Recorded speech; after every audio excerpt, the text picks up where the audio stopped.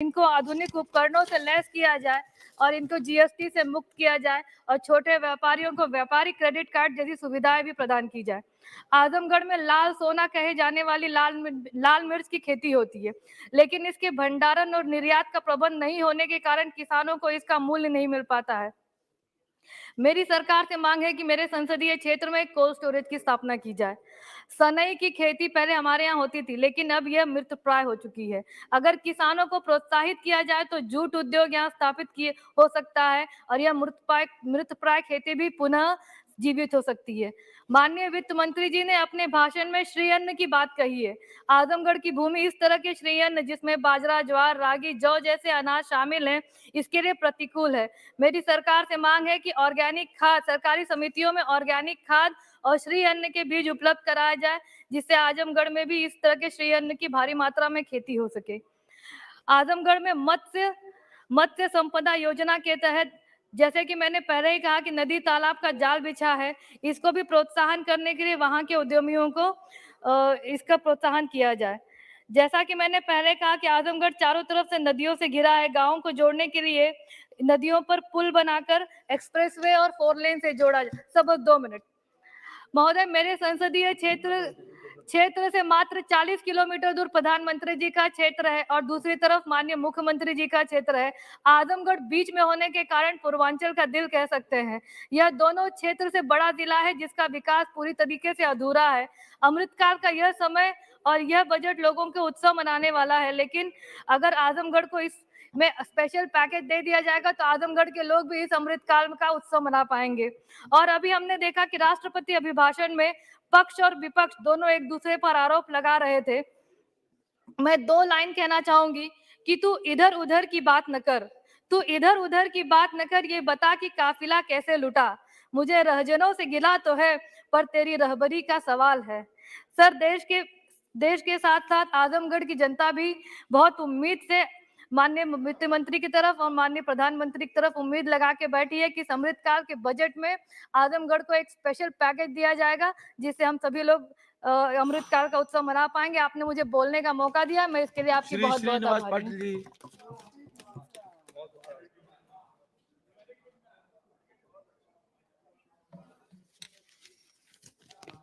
Sir, मैं आपका मनपूर्वक आभारी हूं। मैं इतना भाग्यवान हूं कि तीसरी बार इस क्षेत्र में, इस बड़े हाउस में बात करने का मौका मुझे मिला है। मेरी भगिनी जो मेरे साथ झारखंड में गवर्नर थी, अभी राष्ट्रपति बन गई। मेरी पहली एक भगिनी प्रतिभा जी, वो भी मेरे साथ पड़ी हुई है, और रामनाथ जी भी गवर्नर थे। इसलिए मैं भाग्यवान समझता हूं। और मेरी भाषा जो आगे मैं मराठी में बोलूंगा तो भी चलेगा, हिंदी में भी बात करूंगा। सतारा कॉन्स्टिट्यूंसी जो है उसमें मैं आता हूं। स्वातंत्र के पूर्व काल में जो 3 जिले सब भारत में प्रसिद्ध थे लड़ने के लिए, उसमें क्रांतिकारी नाना सिंह पाटिल जी थे।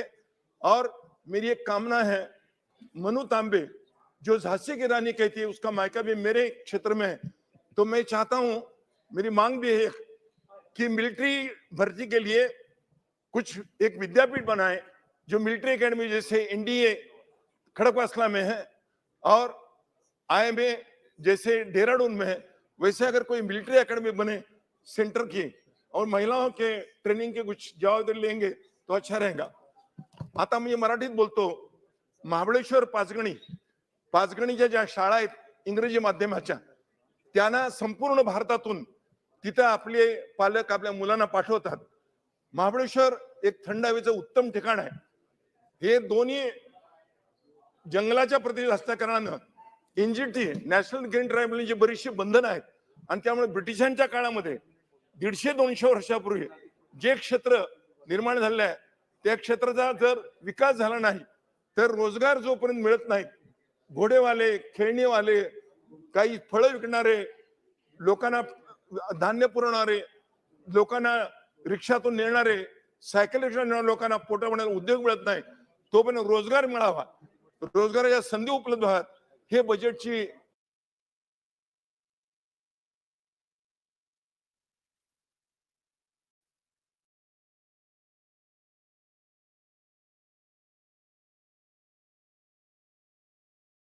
during an epidemic situation.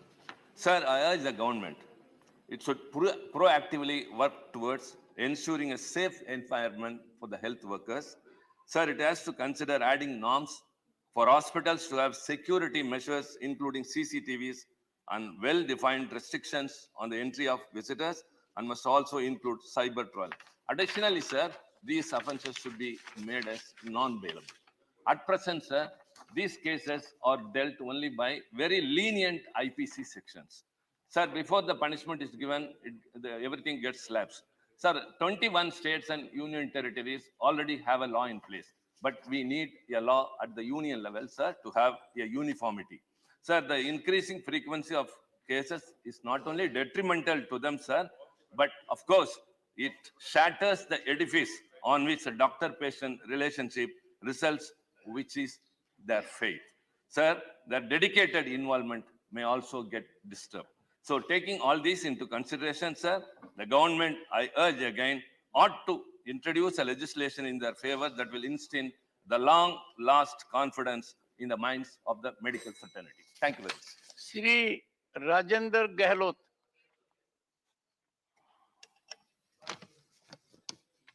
माननीय सभापति जी, मैं आपका ध्यान मेरे राज्य राजस्थान में हुई ओलावृष्टि के कारण किसानों की खड़ी फसल बर्बाद होने से हुए नुकसान की ओर आकर्षित करना चाहता हूं। राजस्थान में ओलावृष्टि से सबसे बड़ी मार किसानों पे पड़ी है।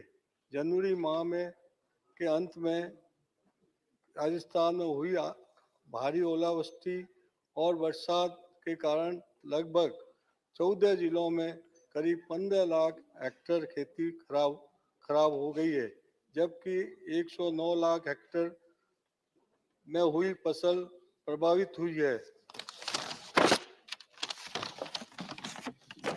65% फसल बर्बाद हो चुकी है।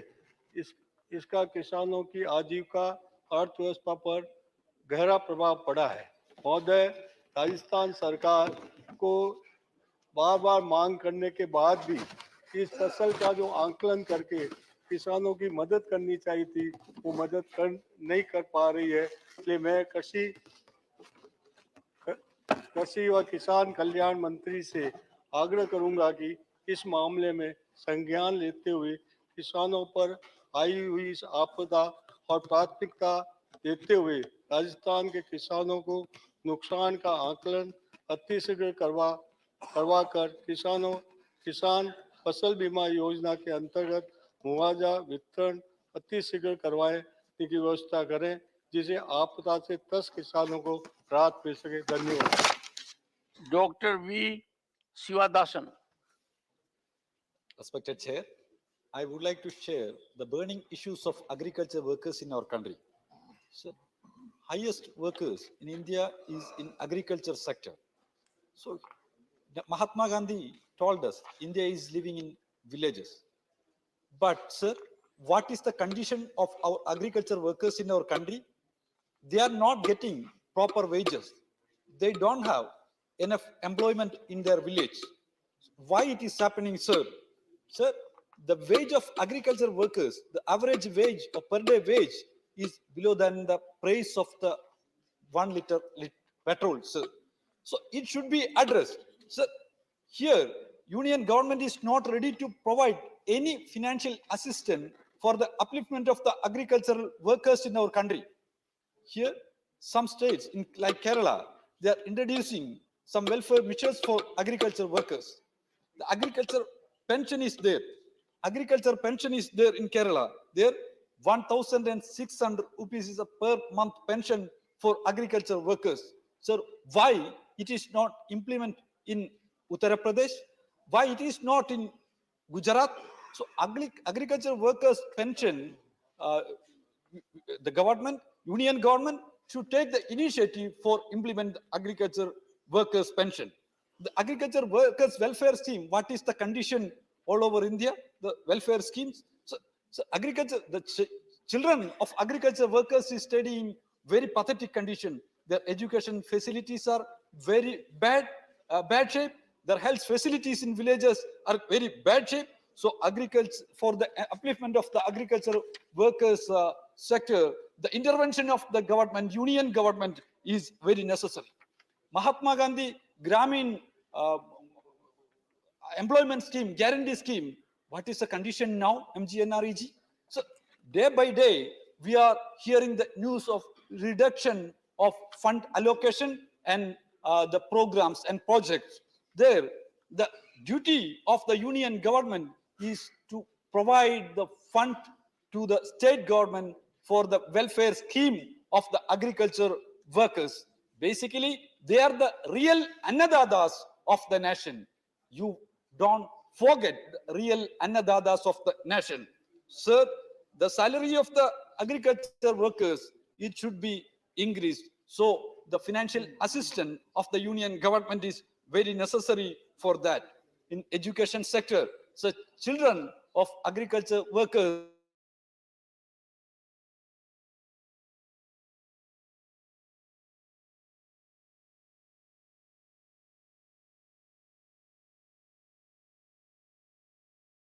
village, special care, health care centers, government should arrange for agriculture workers. Thank you, sir. Thank you. Shrimati Shanta Chetri. Thank you, sir. My subject matter is demand for inclusion of Lepcha language in 8th schedule. Khambrimo, sir, it means in Lepcha language, namaskar, for allowing me to speak. I would like to draw the kind attention of this August House that Lepcha is a Himalayas language spoken by Lepcha people in Sikkim, parts of West Bengal in Darjeeling and Kalimpong. The United Nations National Scientific and Cultural Organization, UNESCO, lists Lepcha as an endangered language. The Lepcha language is spoken in Sikkim and Darjeeling and Kalimpong district in West Bengal. Sir, the 1991 Indian census counted 39,342 speakers of Lepcha. Lepcha is considered to be one of the indigenous languages of the area in which it is spoken. Lepcha people have their own indigenous script. I humbly urge the August House to draw the kind attention of the Honorable Prime Minister to include the long pending demand of Lepcha people to include their language in 8th schedule. This will ensure the preservation and growth of the rich language. Toximo, sir, that means thank you. Dr. Dharmistal Virender Hegde. Honorable Speaker, sir, thank you for this opportunity. India is a country of villages and has the traditional medicine system Ayurveda. People across the country are following traditional Indian medical system of Ayush. Ayurveda is called the science of life, plays an important role in maintaining physical well-being and resisting diseases. The government should launch health awareness campaigns to promote physical activity, walking, and encourage people not to follow a sedentary lifestyle. Use of plants as a source of medicine has been an ancient practice and is an important component of the healthcare system in India. In India, about 70% of rural population depends on Indian traditional Ayurveda system of medicine. Most healers or practitioners of the traditional system of medicine prepare formulations by their own recipes and dispense to the patients, improving the information and services provided in local pharmacies that are the primary source of treatment for many ailments in rural areas might serve as an effective substitute for allowing an unregulated use of conventional medical treatment. The government campaigns should aim to promote Ayurveda and yoga as disciplines to help lead a healthy life. The government should launch a scheme in rural areas to popularize Ayush-based lifestyles, which are promoted through behavioral changing communication, training of village health workers towards identification and use of local medicinal plants, and provisions of Ayush health services. What are the measures taken by the ministry of Ayush are further propagating the natural medical system, especially in rural areas of the country. Whether the government has prepared and distributing authentic publicity material on Ayurveda and yoga, including new media, internet, multimedia, print media, and digital media campaigns, and setting up platforms for the same. There is a need to revisit the state policies to further strengthen the traditional healthcare systems in the country. In view of the rising demand for Ayush modalities and therapeutics, the limitations of statutory regulations towards Ayush system need to be relooked. The Ministry of Ayush should devise mechanisms for centralized data collection and real-time monitoring with the states and UTS. It is evident that the Ayush system has a countrywide network and is playing a very important role in the mitigation of diseases with low cost. Ayush preventive measures play a vitally important role in maintaining the well-being of people. Various treatment modalities support the existing standard treatment protocols.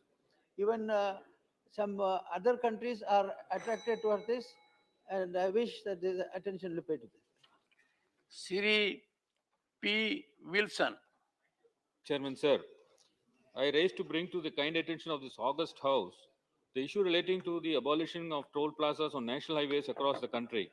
Sir, I made a special mention in this august House requesting the abolition of toll plazas across the country and collect a one-time fee at the time of registration of the vehicles, and to ensure that the right to travel, which is a fundamental right, is accessible and available to all. On 15/11/2022, I received a response from the Honorable Union Minister of Road Transport and Highways in which he assured that in respect of the public funded project, the fee leviable would be reduced to 40% of the user fee, which means 60% of the fees alone will be collected in these toll plazas. Sir, I'm thankful to the Honorable Union Minister. However, I would like to place on record that this has not yet been implemented till today, thereby causing hardships, financial burdens to the peoples who have no choice but to use the toll roads and shell out huge money while crossing the toll plazas. Especially those living adjacent to the toll roads have to use the roads every day, and despite monthly passes available, it is still expensive for the common man. Sir, in Tamil Nadu, I can give two examples where even after realization of the investment, they are collecting even for 15 years. They are Paranur and Athur on Tambaram, Dindivanam, NH 45, and Nemili and Chenna Samudram on Punumali Valajapat, NH 4. Sir, as per National Highways rules, two toll plazas within 60 kilometers is prohibited. In the said letter returned to me, the Honourable Minister has mentioned that the issue raised by me with regard to the toll plazas being located within less than 60 kilometers distance of each other would be resolved. However, in Tamil Nadu, out of 48 toll plazas located, as per National Highways rules, there could be only 16 toll plazas. Thus, there is an excess of 32 toll plazas. In fact, National Highways Authority of India itself has identified 22 toll gates located within 60 kilometers of adjacent plazas on 13 national highways in Tamil Nadu, and these toll plazas are yet to be removed. Sir, ultimately, the lower economic class and middle class are suffering. Small-time vendors, lorry operators, and transporters are spending huge chunks of their monthly budget towards toll. These are people who even pledge their jewels to make ends their meet. We should not put the burden of paying for road infrastructure on them. Sir, the problem is not only in Tamil Nadu, but it is seen in pan-India. There are more than 1,000 toll plazas in India. These are toll plazas in which public is compelled to pay toll plazas for incomplete facilities, that too at exorbitant rates. To make matters worse, NHA increases toll plazas mechanically year by year.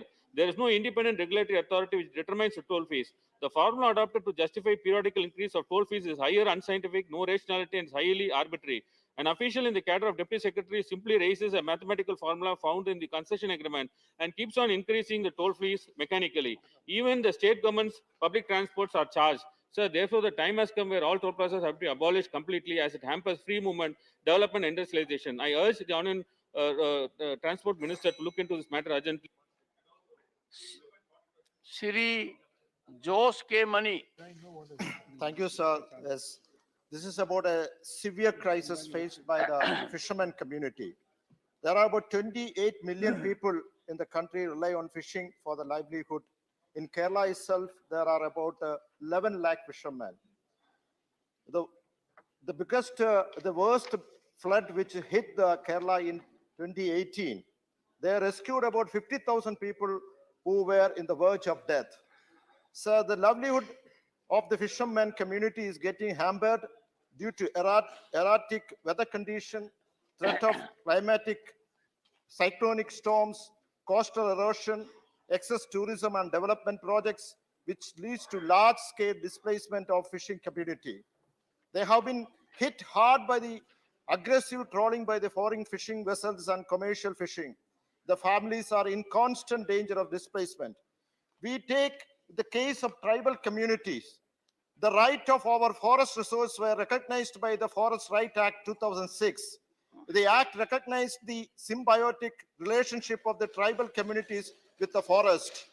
They are given individual as well as community rights for the forest resource. In the same way, sir, the fishermen community have the traditional right over marine resources. They are sons of sea. However, there are no laws currently in place to protect their rights. In this regard, I would urge the government to come up with a suitable legislation in the lines of the Forest Right Act to recognize the right of fishing community over marine resources. Thank you. Question number 76, Sri Jose K. Mani. Question number 76. Honorable Sir, Minister. the reply is laid on the table of House. Supplementary one. So the laminate minerals have extensive application in atomic energy, defense and space sector for various strategic purposes in the country. In the draft proposal for amending the Minerals Act 1975, government has proposed to revoke its 2019 ban on private entities. Just days before the draft proposal was placed before the public consultation, it is alleged that the two new companies dealing with the same strategic important rare materials have been registered by the leading corporate company, which is already facing an allegation.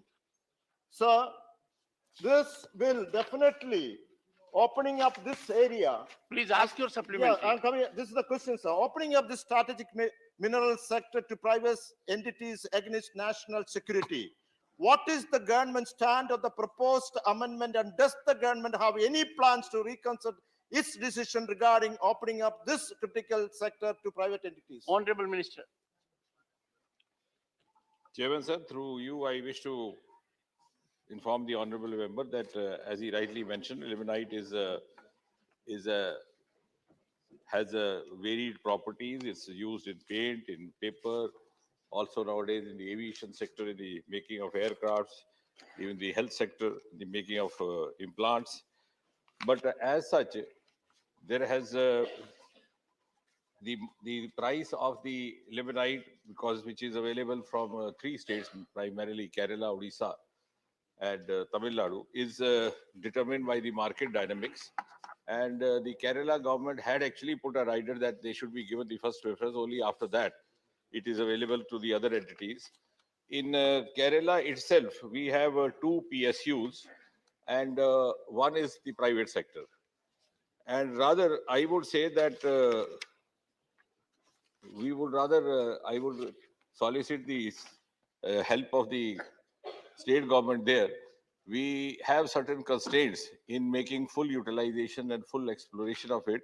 A, because of the dense population in those areas, the surface rights of the landowners come in the way they do not always allow. But more importantly, the Kerala government had given us this lease way back in 1970. And the lease was for 4 blocks for a period of 20 years. Then it got renewed in 1990, again 20 years. Then the renewal was due in 2010, but it was denied. 2 blocks were totally denied. The other 2 blocks were given permission or lease only for 5 years. So 5, then 5, then 5. That was the third segment of 5. So the constraint actually is happening from the side of the Kerala government, rather. And that is true for PSU. Yes. Yeah. And there are 2 PSUs. One is the Travancore Titanium. The other one is Kerala Minerals Limited. Kerala Minerals and Metals Limited. So now, in fact, the Travancore Limited is putting pressure on us that they should be getting price which is available for the limonite or the titanium available from Odisha coast. Now, incidentally, the scientific fact is that the उनका तो वो साल इतना अच्छा माहौल था कि पंचायत से लेकर के पार्लियामेंट तक उन्हीं की दुनिया चलती थी। इतना देश भी अनेक आशा अपेक्षाओं के साथ आंख बंद करके उनका समर्थन करता था, लेकिन उन्होंने इस प्रकार की कार्यशैली विकसित की, इस प्रकार का कल्चर विकसित किया कि जिसके कारण वे एक भी चुनौती का परमानेंट सॉल्यूशन करने का न कभी सोचा, न कभी उनको सूझा, न कभी उन्होंने प्रयास किया।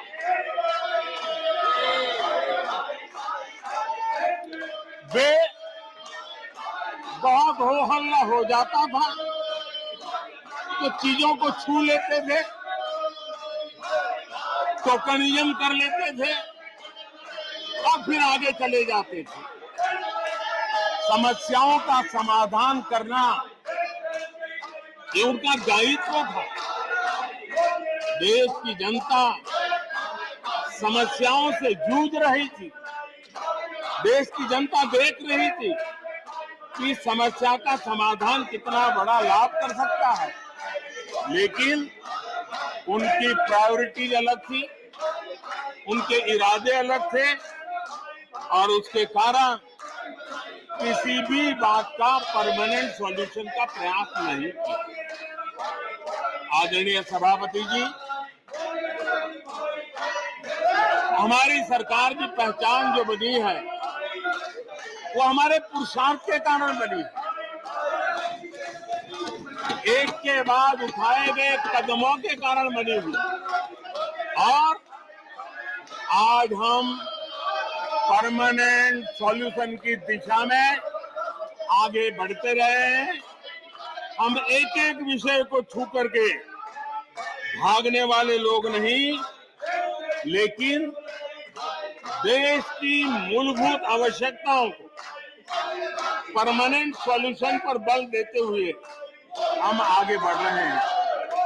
आदरणीय सभापति जी, अगर मैं पानी का ही उदाहरण लूं तो वो जमाना था कि किसी गांव में एक हैंडपंप लगा दिया तो हफ्ते भर उसका उत्सव मनाया जाता था और उस टोकनिज्म से पानी का काम किया करके गाड़ी चलाई जाती थी।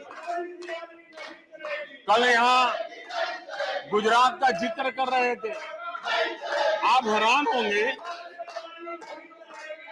सबसे ज्यादा सीटों से जीतने का उनका जो गौरव था, वैसे एक मुख्यमंत्री एक शहर में पानी की टंकी का उद्घाटन करने गए थे और वो फ्रंट पेज पर हेडलाइन न्यूज था।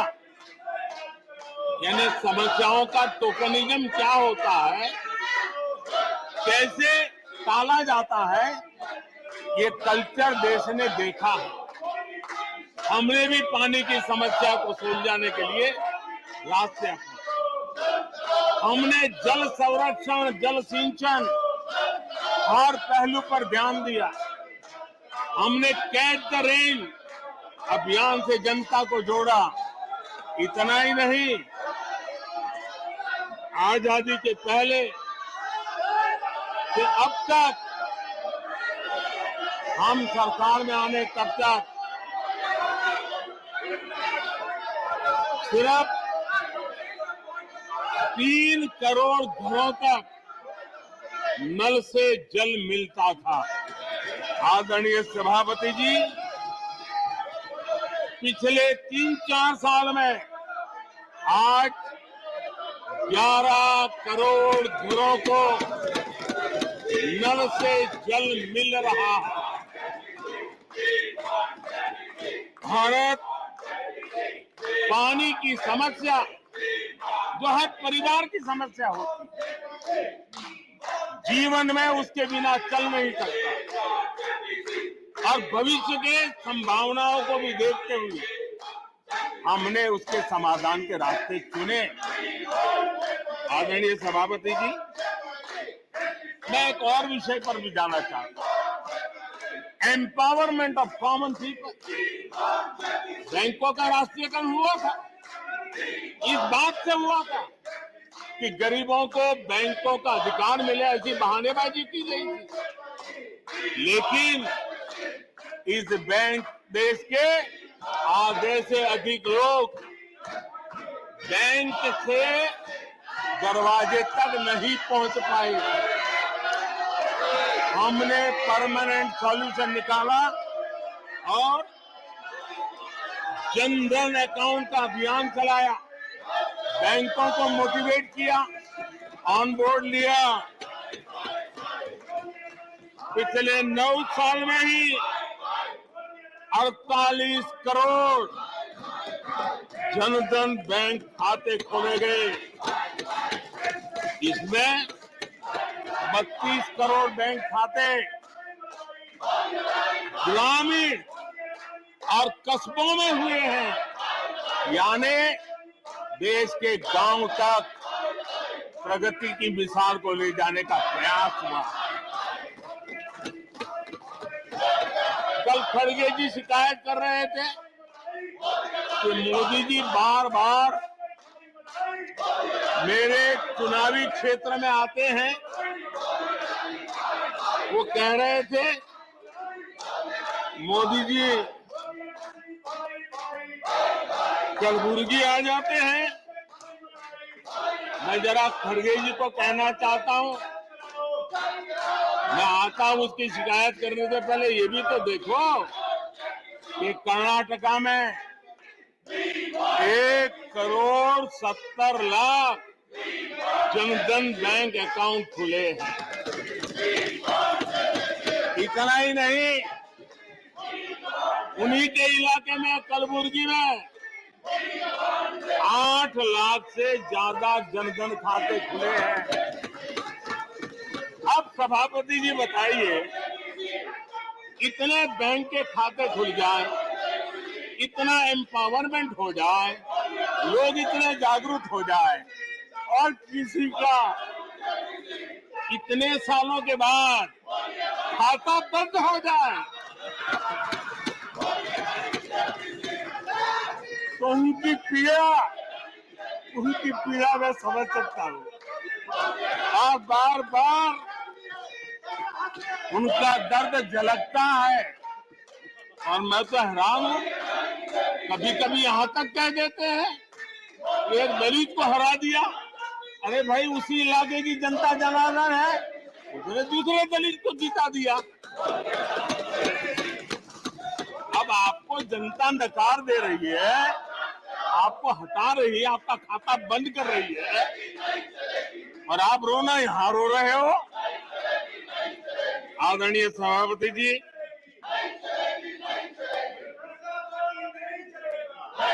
जनधन, आधार, मोबाइल, ये जो त्रिशक्ति है और उसने सीधा डायरेक्ट बेनिफिट ट्रांसफर, उस योजना के तहत पिछले कुछ वर्षों में 27 लाख करोड़ रुपया इस देश के नागरिकों के बैंक खातों में ट्रांसफर किया, हितधारकों के खातों में ट्रांसफर किया। और मुझे खुशी है कि डायरेक्ट बेनिफिट ट्रांसफर, ये टेक्नोलॉजी का उपयोग करने के कारण इस देश के 2 लाख करोड़ रुपए से ज्यादा पैसे जो किसी इकोसिस्टम के गलत हाथों में जाता था, वो बच गया है। देश की बहुत बड़ी सेवा की है। और मैं जानता हूं, जिस इकोसिस्टम के सागरिकों को, चेले चपाटों को जो 2 लाख करोड़ की ऐसी फायदे मिलते रहते थे, उनका चिल्लाना भी बहुत स्वाभाविक है।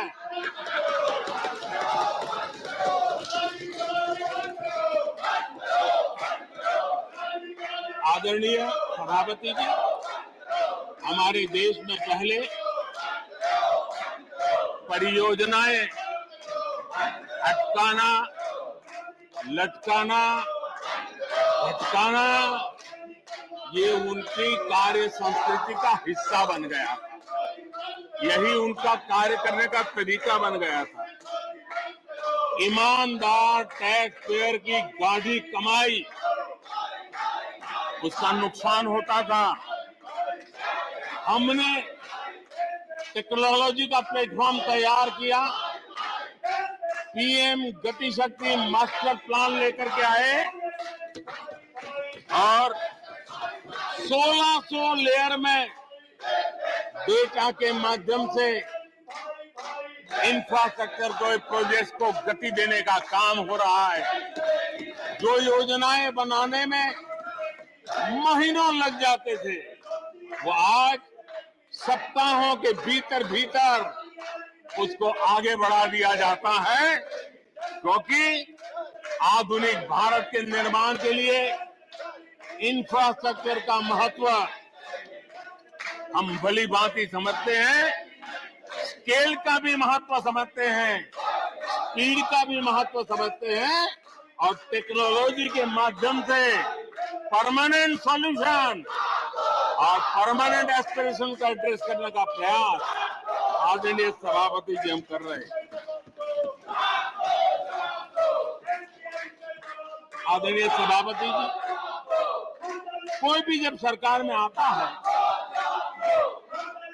तो देश के लिए कुछ करने के वादे करके आता है, जनता का कुछ भला करने के वादे करके आता है, लेकिन सिर्फ भावनाएं व्यक्त करने से बात बनती नहीं है। आप कह दें कि हम ऐसा चाहते हैं, हम ऐसा चाहते हैं, जैसे कभी कहा जाता था गरीबी हटाओ, 4-4 दशक हो गए हैं, हुआ कुछ नहीं। इसलिए विकास की गति क्या है, विकास की नीयत क्या है, विकास की दिशा क्या है, विकास का प्रयास क्या है, परिणाम क्या है, ये बहुत मायने रखता है। सिर्फ आप कहते रहे कि हम भी कुछ करते थे, इतने से बात बनती नहीं है। आदरणीय सभापति जी, जबकि हम जनता को उनकी प्राथमिकताओं के आधार पर, उनकी आवश्यकताओं, और जब जनता की इतनी बड़ी आवश्यकताओं के लिए मेहनत करते हैं तो हम पर दबाव भी बढ़ता है, हमें मेहनत भी ज्यादा करनी पड़ती है, हमें परिश्रम भी ज्यादा करना पड़ता है। लेकिन हमने, जैसे महात्मा गांधी जी कहते थे, श्रेय और प्रेय, हमने श्रेय का रास्ता चुना है, प्रिय लग जाए आराम कर ले, वो रास्ता हमने नहीं चुना है। मेहनत करनी पड़ेगी तो करेंगे, दिन रात खपाना पड़ेगा तो खपाएंगे, लेकिन जनता जनार्दन के एस्पिरेशन को चोट नहीं पहुंचने देंगे और उसके एस्पिरेशन सिद्धियों में परिवर्तित हो जाए और देश विकास की यात्रा को पार करे, इसके लिए हम काम करते रहेंगे। इन सपनों को लेकर के चलने वाले हम लोग हैं और हमने वो करके दिखाया। आदरणीय सभापति जी, अब आप देखिए, देश आजाद हुआ तब से 2014 तक 14 करोड़ एलपीजी कनेक्शन थे और लोगों की मांग भी थी। लोग सांसदों के पास जाते थे कि हमें एलपीजी कनेक्शन मिल जाए, और उस समय 14 करोड़ घरों में था, डिमांड भी कम थी, प्रेशर भी कम था, आपको गैस लाने के लिए खर्चा भी नहीं करना पड़ता था, आपको गैस पहुंचाने के लिए व्यवस्था, आप भी मजे में, चलती भी गाड़ी, काम होता नहीं था, लोग इंतजार करते रहते थे। लेकिन हमने सामने से होकर के तय किया कि हर घर को एलपीजी कनेक्शन देंगे। हमें मालूम था कि हम कर रहे हैं, हमें मेहनत करनी पड़ेगी। हमें मालूम था हमें धन खर्च करना पड़ेगा। हमें मालूम था हमें दुनिया भर से गैस लाना पड़ेगा। ये सब दबाव की संभावना जानने के बावजूद भी हमारी प्राथमिकता मेरे देश का नागरिक था। हमारी प्राथमिकता हमारे देश के सामान्य लोग थे और इसलिए हमने 32 करोड़ से ज्यादा परिवारों के पास गैस कनेक्शन पहुंचाए। नया इंफ्रास्ट्रक्चर खड़ा करना पड़ा, धन खर्चना पड़ा। आदरणीय सभापति जी, इस एक उदाहरण से आप समझ सकते हैं कि हमें कितनी मेहनत करनी पड़ी होगी, लेकिन हमने आनंद के साथ, संतोष के साथ, गर्व के साथ इस मेहनत को किया और मुझे खुशी है कि सामान्य मानवी को उसका संतोष मिला। इससे बड़ा एक सरकार के लिए संतोष क्या हो सकता है। आदरणीय सभापति जी, आजादी के अनेक दशकों के बाद भी इस देश में 18,000 से ज्यादा गांव ऐसे थे जहां बिजली नहीं पहुंची थी और ये गांव अधिकतर हमारे आदिवासी बस्ती के गांव थे, हमारे पहाड़ों पर जिंदगी गुजारने वालों के लोगों के गांव थे, जनजातीय से गांव थे, नॉर्थ ईस्ट के गांव थे। लेकिन ये उनके चुनाव के हिसाब किताब में बैठता नहीं था, इसलिए इनकी प्रायोरिटी नहीं था। हम जानते थे ये कठिन काम इन्होंने छोड़ दिए हैं। हमने कहा हम तो मक्खन पे लकीर करने वाले नहीं, पत्थर पे लकीर करने वाले लोग हैं। हम इस चुनौती को भी उठाएंगे, हम इस चुनौती को भी उठाएंगे और हमने हर गांव में बिजली पहुंचाने का संकल्प उठाया। समय सीमा में 18,000 गांवों में बिजली पहुंचाई और उस चुनौतीपूर्ण काम करने के पीछे गांवों में एक नई जिंदगी की अनुभूति हुई। उनका विकास तो हुआ, लेकिन सबसे बड़ी बात हुई देश की व्यवस्था पर उनका विश्वास बढ़ा और विश्वास बहुत बड़ी ताकत होती है। जब देश के नागरिकों का विश्वास बनता है तब वो लाखों करोड़ों गुना एक सामर्थ्य में परिवर्तित हो जाता है। वो विश्वास हमने जीता है और हमने मेहनत की, हमें मेहनत पड़ी, लेकिन मुझे खुशी है उन दूर दराज के गांवों को आजादी के इतने सालों के बाद नई आशा की किरण दिखाई दी, संतोष का भाव प्रकट हुआ और वो आशीर्वाद आज हमें मिल रहे हैं। आदरणीय सभापति, पहले की सरकारों में कुछ घंटे बिजली आती थी, कहने को तो लगता था बिजली आ गई, गांव के बीच में खंभा डाल दिया तो हर साल उसकी संवत्सरी मनाते थे, फलानी तारीख को खंभा डाला गया। इसकी तो आती नहीं थी। आज बिजली पहुंची इतना ही नहीं, औसत हमारे देश में 22 घंटे बिजली देने के प्रयास में हम सफल हुए। हमें इस काम के लिए नई ट्रांसमिशन लाइनें लगानी पड़ी, हमें नए ऊर्जा उत्पादन के लिए काम करना पड़ा, हमने सौर ऊर्जा की ओर जाना पड़ा, हमें रिन्यूएबल एनर्जी का नए क्षेत्र खोजने पड़े। हमने लोगों को उनके भाग्य पर नहीं छोड़ दिया, राजनीतिक फायदे घाटे की बात नहीं सोची। हमने देश का आने वाली कल उज्जवल बनाने का रास्ता चुना। हमने खुद के लिए दबाव बढ़ाया, लोगों की मांग बढ़ने लगी, दबाव बढ़ने लगा। हमने मेहनत वाला रास्ता चुना और इसके नतीजे आज देश देख रहा है। देश ऊर्जा के क्षेत्र में प्रगति की ऊंचाइयों को प्राप्त कर रहा है। आदरणीय सभापति जी,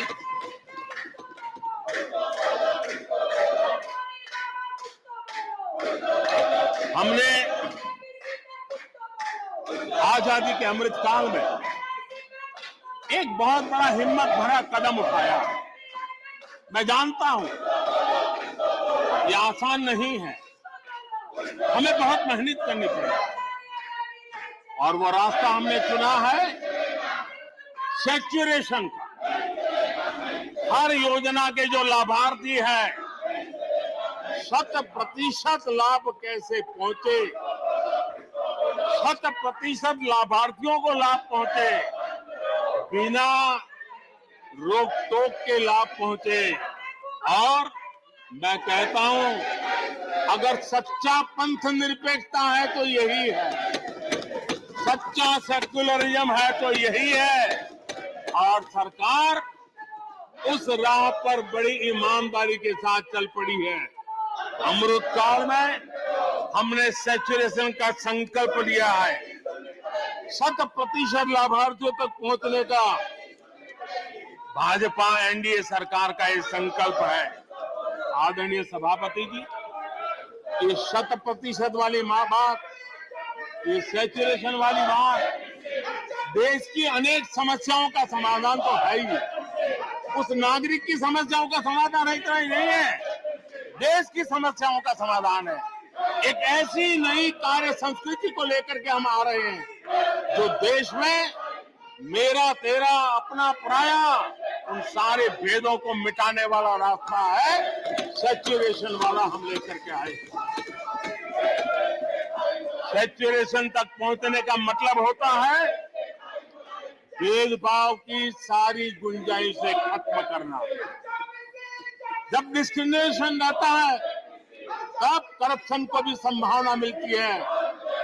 कोई कहेगा मुझे जल्दी दो, तो कहता है इतना दोगे तो दूंगा, लेकिन 100% जाना है तो उसको विश्वास होता है भले इस महीने मुझे नहीं पहुंचा, 3 महीने के बाद पहुंचेगा, लेकिन पहुंचेगा, विश्वास बढ़ता है।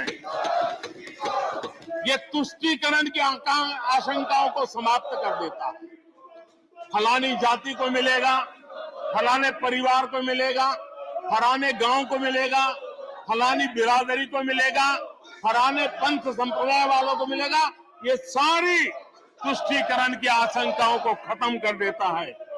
स्वार्थ के आधार पर लाभ पहुंचाने की प्रवृत्ति को पूरी तरह खत्म कर देता है और समाज के आखिरी व्यक्ति को, जो आखिरी पंक्ति में खड़ा हुआ व्यक्ति है, और महात्मा गांधी जिसकी हमेशा वकालत करते थे, उसके अधिकारों की रक्षा इसके अंदर समाहित होती है और हम उसको सुनिश्चित करते हैं।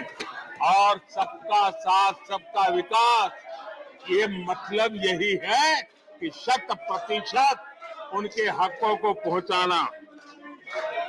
जब सरकार की मशीनरी का लक्ष्य हर पात्र व्यक्ति तक पहुंचने का हो तो भेदभाव पक्षपात टिक ही नहीं सकता।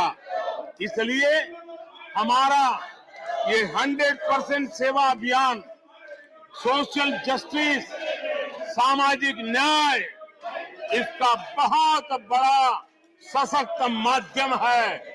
यही सामाजिक न्याय की असली गारंटी है, यही सच्ची पंथ निरपेक्षता है, यही सच्चा सेकुलरिज्म है। हम देश को विकास का ये मॉडल दे रहे हैं जिसमें हितधारक सबको उनके हक मिले। देश हमारे साथ है। कांग्रेस को बार बार देश नकार रहा है, लेकिन कांग्रेस और उसके साथी अपनी साजिशों से बाज नहीं आते हैं और जनता ये देख भी रही है और उनको हर मौके पर सजा भी देती रही। आदरणीय सभापति जी, हमारे देश की आजादी में 1857 से लेकर के स्वतंत्र संग्राम का कोई भी दशक उठा लीजिए, हिंदुस्तान का कोई भी भूभाग उठा लीजिए, मेरे देश की आजादी की लड़ाई में मेरे देश के आदिवासियों का योगदान स्वर्णिम पुष्प से भरा पड़ा हुआ है। गर्व होता है देश को कि मेरे आदिवासी भाइयों ने आजादी के महात्मा को समझा था, लेकिन दशकों तक मेरे आदिवासी भाई विकास से वंचित रहे और विश्वास का सेतु तो कभी बन ही नहीं पाया। आशंकाओं से भरी हुई व्यवस्था बनी और उन नौजवानों के मन में बार बार सरकारों के लिए सवाल उठते चले गए, लेकिन उन्होंने सही नियत से काम किया होता, नेक नियत से काम किया होता, आदिवासियों के कल्याण के प्रति समर्पण भाव से काम किया होता, तो आज 21वीं सदी के तीसरे दशक में मुझे इतनी मेहनत नहीं करनी पड़ती, लेकिन उन्होंने नहीं किया। अटल बिहारी वाजपेयी की सरकार थी, पहली बार इस देश में आदिवासियों के विकास के लिए अलग मंत्रालय बना, पहली बार आदिवासियों के कल्याण के लिए, भलाई के लिए, विकास के लिए अलग बजट की व्यवस्था हुई। आदरणीय सभापति जी, हमने 110 जिलों को आकांक्षी जिलों के रूप में आइडेंटिफाई किया, जो विकास में पीछे रह गए, सामाजिक न्याय जैसे महत्व का है, एवं भौगोलिक रूप से भी जो पीछे रह गए हैं उनको न्याय दिलाना उतना ही आवश्यक होता है। और इसलिए हमने 110 आकांक्षी जिले और 110 में आधे से अधिक वो इलाके हैं जहां बहुल जनसंख्या जनजातीय है, मेरे आदिवासी भाई बहन रहते हैं। 3 करोड़ से ज्यादा आदिवासी भाइयों को इसका सीधा लाभ मिला है, उनके जीवन में बदलाव आया है। इन क्षेत्रों में शिक्षा, स्वास्थ्य, इंफ्रास्ट्रक्चर, इसमें अभूतपूर्व सुधार हुआ है, क्योंकि हमने 110 जिलों पर विशेष फोकस किया है, उनका रेगुलर मॉनिटरिंग कर रहे हैं। यहाँ पर हमारे कुछ माननीय सदस्यों ने ट्राइबल सब प्लान की बात का जिक्र किया था। मैं ऐसे साथियों का अनुरोध करता हूं कि जरा समय निकाल करके किसी पढ़े लिखे व्यक्ति की मदद लेकर के बैठिए, जो बजट को अध्ययन कर सकता है, थोड़ा समझा सकता है, और आप देखेंगे तो पता चलेगा कि बजट में शेड्यूल्ड ट्राइब कंपोनेंट फंड्स, इसके तहत 2014 के पहले की तुलना में 5 गुना अधिक वृद्धि हुई है।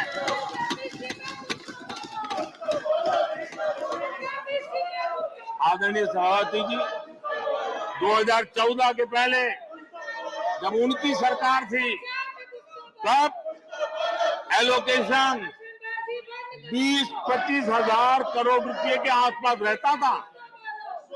बहुत पुरानी बात नहीं है, सिर्फ 20-25 हजार करोड़ रुपए। आज यहाँ आकर के गीत गा रहे हैं।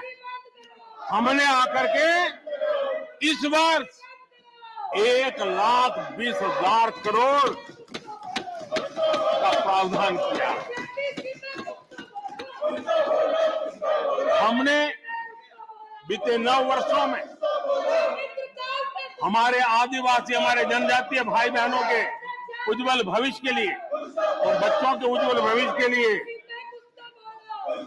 500 नए एकलव्य मॉडल स्कूल स्वीकृत किए हैं, और ये 4 गुना ज्यादा बढ़ोतरी है। इतना ही नहीं, स्कूलों में टीचर, स्टाफ, इस बार हमने 38,000 नए लोगों के रिक्रूटमेंट का, हमने भर्ती का इस बजट में प्रावधान किया। आदिवासियों के कल्याण के लिए समर्पित हमारी सरकार ने मैं जरा आपको फॉरेस्ट राइट एक्ट की बात की तरफ ले जाना चाहता हूं। आदरणीय सभापति जी, देश आजाद होने से लेकर हमारे आने से पहले 2014 के पहले आदिवासी परिवारों को 14 लाख जमीन के पट्टे दिए गए। पिछले 7-8 वर्षों में हमने 7 लाख नए पट्टे दिए। यह अभूतपूर्व काम हुआ है। हमारे आने से पहले 23,000 सामुदायिक पट्टे दिए गए थे, 23,000। हमारे आने के बाद 80,000 से अधिक सामुदायिक पट्टे दिए गए हैं। लिप सिंपैथी बता करके आदिवासियों की भावनाओं के साथ खेलने के बजाय अगर कुछ किया होता तो आज मुझे इतनी मेहनत न करनी पड़ती और ये काम पहले आराम से हो जाता, लेकिन ये उनकी प्रायोरिटी में नहीं था। आदरणीय सभापति जी, इनकी अर्थनीति, उनकी समाज नीति, उनकी राजनीति वोट बैंक के आधार पर ही चलती रही और उसके कारण समाज की जो बेसिक ताकत होती है, स्वरोजगार के कारण देश की आर्थिक गतिविधि बढ़ाने वाला जो सामर्थ्य होता है, इन्होंने हमेशा नजरअंदाज कर दिया। उनको वो इतने छोटे लगते थे, इतने बिखरे हुए लगते थे, तो उसका उनको कोई मूल्य ही नहीं था। जो छोटे छोटे काम में जुड़े हुए, जो स्वरोजगार के ऊपर समाज पर बोझ बने बिना समाज में कुछ न कुछ वैल्यू एडिशन करते हैं, उनके प्रति दुर्लक्ष्य किया गया। छोटे काम में जुटे इन करोड़ों लोगों को भुला दिया गया। मुझे गर्व है कि मेरी सरकार ने रेहड़ी वाले, ठेले वाले, फुटपाथ पर व्यापार करने वाले लोगों की सुन ले। ब्याज के चक्कर में जिनके जीवन तबाह हो जाते थे, दिन भर का पसीना ब्याज खोरों के घर जाकर के चुकाना पड़ता था, उन गरीबों की चिंता हमने की, उन रेहड़ी ठेले पटरी वालों की चिंता हमने की। और आदरणीय सभापति जी, हमने इतना ही नहीं, हमारे विश्वकर्मा समुदाय जो समाज निर्माण के अंदर एक भूमिका देते हैं, जो अपने हाथ से औजार की मदद से कुछ न कुछ सृजन करते रहते हैं, समाज की आवश्यकताओं की बहुत बड़ी मात्रा में पूर्ति करते हैं। चाहे हमारा बंजारा समुदाय हो, चाहे हमारे गुमंत जाति के लोग हैं, हमने उनकी चिंता करने का काम किया है। पीएम स्वनिधि योजना हो, पीएम विश्वकर्मा योजना हो, जिसके द्वारा हमने समाज के इन लोगों की मजबूती के लिए काम किया है, उनके सामर्थ्य को बढ़ाने के लिए काम किया। आदरणीय सभापति जी, आप तो स्वयं किसान पुत्र हैं। इस देश के किसानों के साथ क्या बीती है, ऊपर के कुछ एक वर्ग को संभाल लेना और उन्हीं से अपनी राजनीति चलाए रखना, यही सिलसिला चला। इस देश की कृषि की सच्ची ताकत छोटे किसानों में है। 1 एकड़ 2 एकड़ भूमि का वो बड़ा मुश्किल से 80-85% इस देश का ये वर्ग है। इन छोटे किसान उपेक्षित थे, उनकी आवाज कोई सुनने वाला नहीं था। हमारी सरकार ने छोटे किसानों पर ध्यान केंद्रित किया, छोटे किसानों को फॉर्मल बैंकिंग के साथ जोड़ा। आज साल में 3 बार सीधे पीएम किसान सम्मान निधि छोटे किसान के खाते में जमा होती है। इतना ही नहीं, हमने पशुपालकों को भी बैंकों से जोड़ा। हमने मछुआरों को बैंकों से जोड़ा और उनको ब्याज में रियायत दे करके उनके आर्थिक सामर्थ्य को बढ़ाया ताकि वो अपना व्यवसाय विकसित कर सके, अपने क्रॉप पैटर्न को बदल सके, अपने उत्पादित किए हुए माल को रोक करके उचित दाम मिलने पर बाजार में ले जा सके, उस दिशा में हमने काम किया।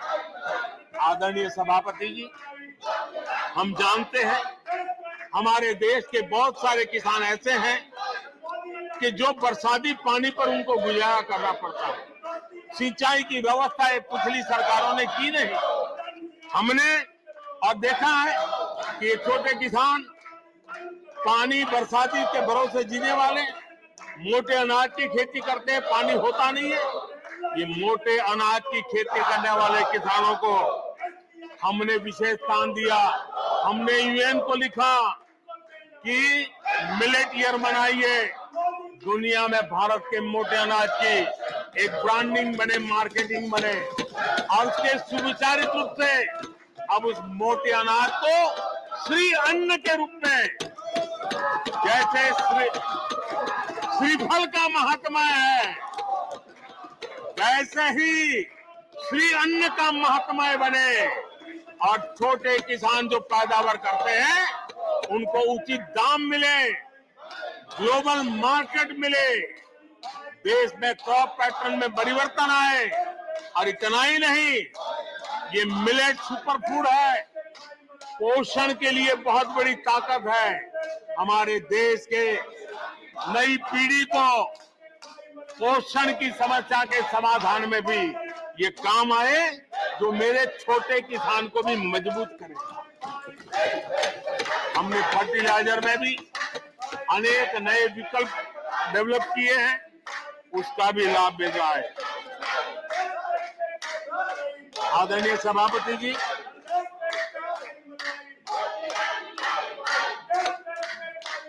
हमें बड़े कन्विक्शन के साथ मैं मानता हूं कि जब निर्णय प्रक्रिया में माताओं बहनों की भागीदारी बढ़ती है तो परिणाम अच्छे मिलते हैं, जल्दी मिलते हैं और निर्धारित लक्ष्य को प्राप्त करने वाले होते हैं।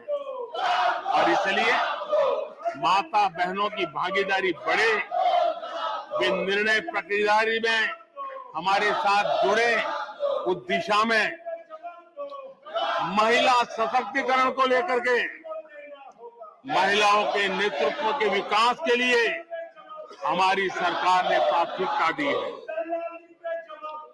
सदन में हमारे एक माननीय सदस्य ने कहा कि महिलाओं को टॉयलेट देने से क्या महिलाओं का विकास हो जाएगा? हो सकता है उनका ध्यान सिर्फ टॉयलेट पे गया हो, वो उनकी कठिनाई होगी, लेकिन मैं जरा बताना चाहता हूं,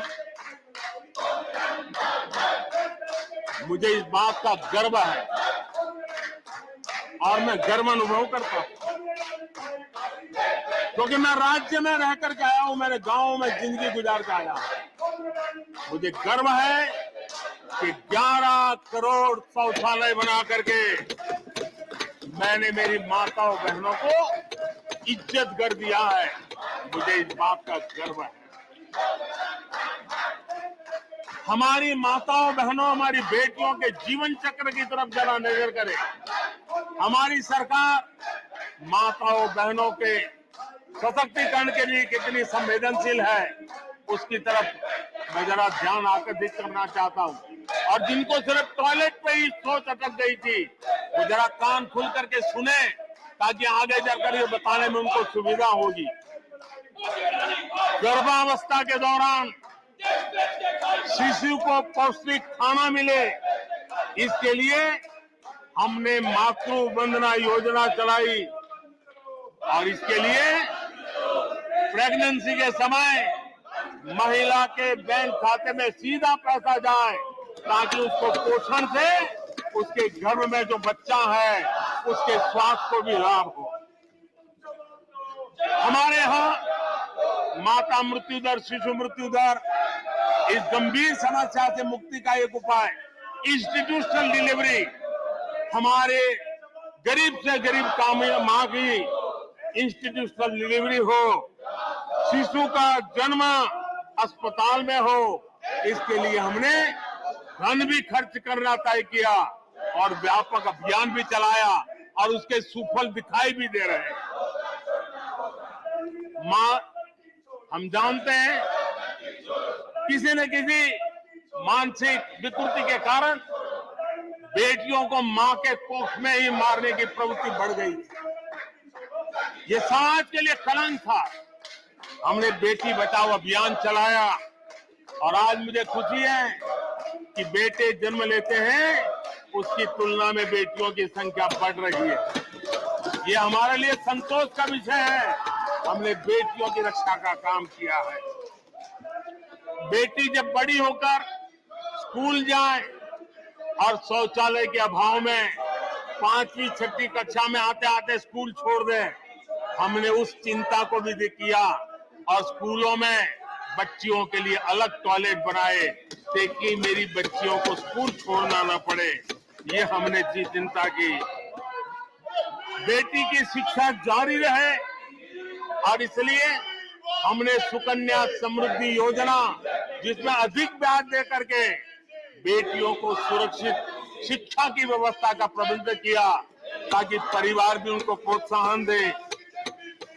बेटी बड़ी होकर अपना काम करने के लिए बिना गारंटी मुद्रा योजना से लोन ले सके, अपने पैरों पे खड़ी हो सके। और मुझे खुशी है कि मुद्रा योजना के लाभार्थियों में 70% हमारी माताएं बेटियां हैं। हमने ये काम किया है। मां बनने के बाद भी नौकरी जारी रख सके, इसके लिए मातृत्व अवकाश में हमने वृद्धि की है।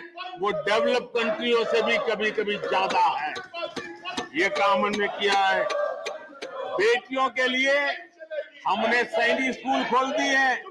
आदरणीय सभापति जी, आप तो स्वयं सैनिक स्कूल के विद्यार्थी रहे हैं। बेटियों को वहां एंट्री नहीं थी, वो काम भी हमने कर दिया। आज सैनिक स्कूलों में मेरी बेटियां पढ़ रही हैं। इतना ही नहीं, हमारी बेटियां अबला नहीं सबला है। वो सेना में जाना चाहती है, अफसर बनना चाहती है। हमने हमारी बेटियों को सेना के दरवाजे भी खोल दिए हैं और आज गर्व होता है सियाचिन में मेरे देश की कोई बेटी मां भारती की रक्षा करने के लिए तैनात होती है। बेटी को गांव में कमाई के अवसर मिले और इसके लिए हमने विमेन सेल्फ हेल्प ग्रुप उसको एक नई ताकत दी, वैल्यू एडिशन किया और बैंकों से मिलने वाली उनकी रकम में बहुत बड़ा इजाफा किया। और इसलिए वो भी हमने उनकी प्रगति के लिए हमारी माताओं, बेटियों को, बहनों को लकड़ी के धुएं से जिंदगी में मुसीबतें झेलनी न पड़े, इसलिए हमने उज्ज्वला योजना से गैस का कनेक्शन दिया। हमारी माताओं, बहनों को, बेटियों को पीने का पानी के लिए जूझना न पड़े, 2-2, 4-4 किलोमीटर तक जाना न पड़े। हमने नल से घर तक पानी पहुंचाने का अभियान चलाया ताकि मेरी माताओं, बेटों को, बेटियों को, बहनों को, बेटियों को अंधेरे में गुजारा न करना पड़े। इसलिए हमने सौभाग्य योजना से ऐसे गरीब परिवारों तक बिजली पहुंचाई। बेटी, माँ, बहन कितनी ही गंभीर बीमारी हो लेकिन कभी बताती नहीं है। उसको चिंता रहती है कि कहीं बच्चों पे कर्ज हो जाएगा, परिवार पर बोझ हो जाएगा। वो पीड़ा सहती है लेकिन अपने बच्चों को अपनी बीमारी के विषय में नहीं बताती है। उन माताओं बहनों को आयुष्मान कार्ड दे करके अस्पताल में बड़ी से बड़ी बीमारी से मुक्ति का रास्ता हमने खोल दिया है। आदरणीय सभापति जी, बेटी का संपत्ति पर अधिकार हो, इसलिए हमने सरकार की तरफ से जो आवाज देते हैं उसमें बेटी के राइट को निश्चित किया, उसके नाम पर प्रॉपर्टी करने का काम किया। हमने महिला सशक्तिकरण के लिए हमारी माताओं बहनों को जो भी छोटी मोटी बचत कर ले, मुसीबत झेल करके बचत करना माताओं बहनों का स्वभाव होता है और वो घर में अनाज के डिब्बे में पैसे रख करके गुजारा करती है। उस मुसीबत में निकाल के हमने उसको जनधन के खाते दे दिए, बैंक में पैसा जमा करे, इसकी व्यवस्था कर दी। और आदरणीय सभापति जी, इस बजट सत्र के लिए तो गर्व की बात है कि बजट सत्र का प्रारंभ महिला राष्ट्रपति के द्वारा होता है और बजट सत्र का विधिवत प्रारंभ महिला वित्त मंत्री के अवसर पर होता है। देश में ऐसा संयोग पहले कभी नहीं आया जो आज आया है और हमारा तो प्रयास रहेगा कि ऐसे शुभ अवसर आगे भी देखने को मिले।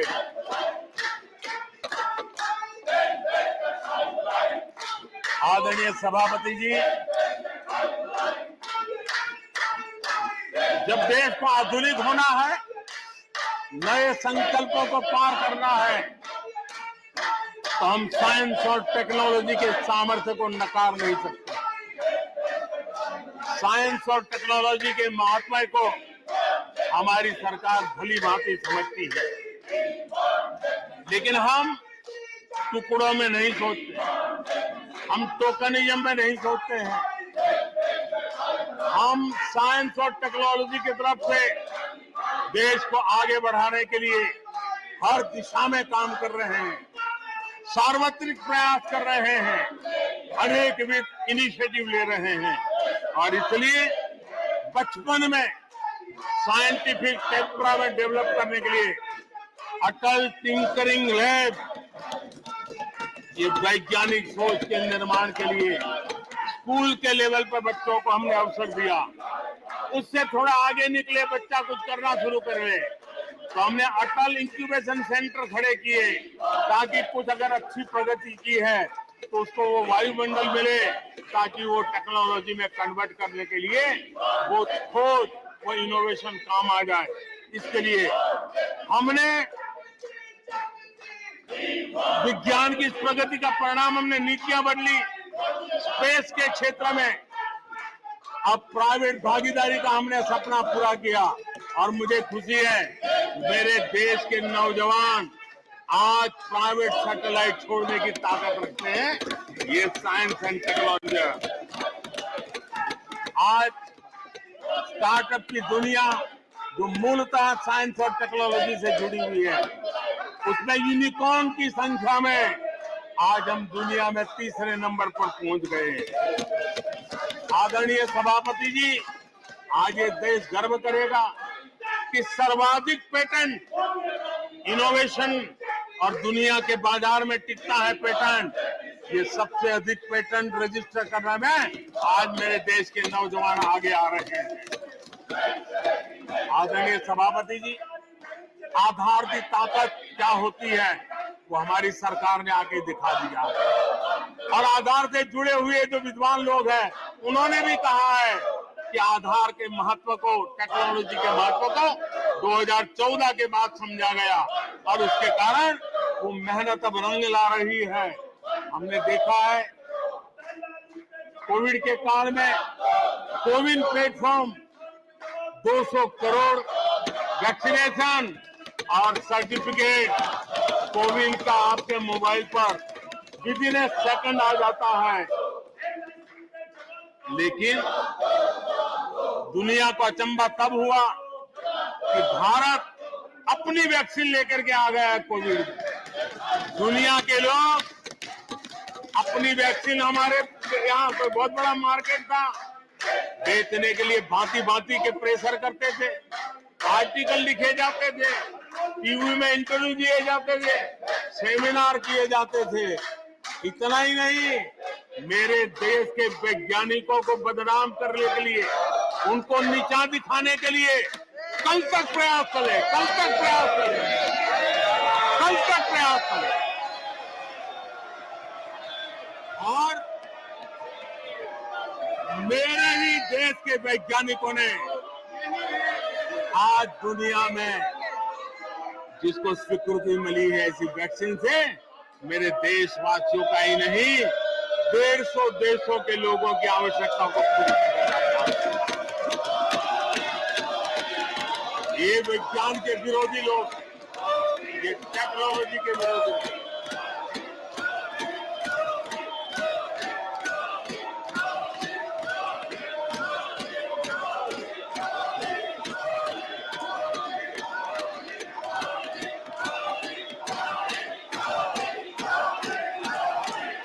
सभापति जी, ये विज्ञान के विरोधी है, ये टेक्नोलॉजी के विरोधी है। हमारे वैज्ञानिकों को बदनाम करने का कोई मौका नहीं छोड़ते। फार्मेसी की दुनिया में हमारा देश एक ताकत बन के उभर रहा है, दुनिया की फार्मेसी का हब बन रहा है। हमारे नौजवान नए नए इनोवेशन कर रहे हैं, उसको बदनाम करने के रास्ते खोज रहे हैं ये लोग। उनको देश की चिंता नहीं है, अपने राजनीतिक उठापटक की चिंता है। ये दुर्भाग्य है देश का। आदरणीय सभापति जी, आज मैं बाली में था, G20 देश के समूह डिजिटल इंडिया इसको समझने के लिए लालायित रहते थे। सक्सेस को पूरी दुनिया ने प्रभावित किया है। डिजिटल लेन देन में आज हिंदुस्तान दुनिया का लीडर बना हुआ है। आदरणीय सभापति जी, हमें खुशी है आज 100 करोड़ से ज्यादा मोबाइल फोन मेरे देशवासियों के हाथ में है। आदरणीय सभापति जी, एक समय था हम मोबाइल इंपोर्ट करते थे, आज गर्व है मेरा देश मोबाइल एक्सपोर्ट कर रहा है। 5G हो, AI हो, IoT हो, उस तकनीक को आज देश बहुत तेज गति से अपना रहा है, उसका विस्तार कर रहा है। ड्रोन, इसका इस्तेमाल सामान्य जीवन में हो, सामान्य नागरिक की भलाई हो, हमने पॉलिसी में वो बदलाव किया और दवाइयां दूर सुदूर इलाकों में ड्रोन से पहुंचाने का काम आज मेरे देश में हो रहा है। साइंस और टेक्नोलॉजी के महात्मा को आज खेत में मेरा किसान ड्रोन की ट्रेनिंग लेकर के खेती में ड्रोन का क्या उपयोग हो, आज मेरे गांव में दिखाई दे रहा है। जियो स्पेशल सेक्टर में हमने दरवाजे खोल दिए। ड्रोन के लिए एक पूरा नया विकास का विस्तार करने का अवसर हमने कर दिया। आज देश में यूएन जैसे लोग चर्चा करते हैं कि दुनिया में लोगों के पास अपने पास जमीन के घर के मालिकाना हक नहीं है। यूएन की चिंता है दुनिया। भारत ने ड्रोन की मदद से, स्वामित्व योजना से गांव में, घरों में उसका नक्शा और मालिकी हक देने का काम किया है। उसको कोर्ट कचहरी के चक्करों से और कभी घर बंद हो, कोई आकर के कब्जा कर न ले, सुरक्षा का एहसास दिया है। हमने टेक्नोलॉजी का भरपूर प्रयास कॉमन मैन के लिए करने की दिशा में सफलता पाई है। आज देश टेक्नोलॉजी के क्षेत्र में आधुनिक विकसित भारत के सपने में उसका महत्व हम समझते हैं और इसलिए ह्यूमन रिसोर्स डेवलपमेंट, इनोवेशन, इसका महत्व बहुत है और इसलिए दुनिया की एकमात्र फॉरेंसिक साइंस यूनिवर्सिटी हमारे देश में। हमने गति शक्ति यूनिवर्सिटी बना करके इंफ्रास्ट्रक्चर की दुनिया में एक नई पहल की है। हमने एनर्जी यूनिवर्सिटी बना करके आज देश रिन्यूएबल एनर्जी के क्षेत्र में एक नया जंप लगाए, अभी से हमारे नौजवान तैयार हो, उस दिशा में हम कर रहे हैं। हमारे देश में टेक्नोक्रेट के तरफ, इंजीनियर्स के तरफ, साइंस के तरफ नफरत करने में कांग्रेस ने अपने शासनकाल में कोई कमी नहीं रखी है और साइंस और टेक्नोलॉजी को सम्मान देने में हमारे कार्यकाल में कोई कमी नहीं रखी है। ये हमारा रास्ता है।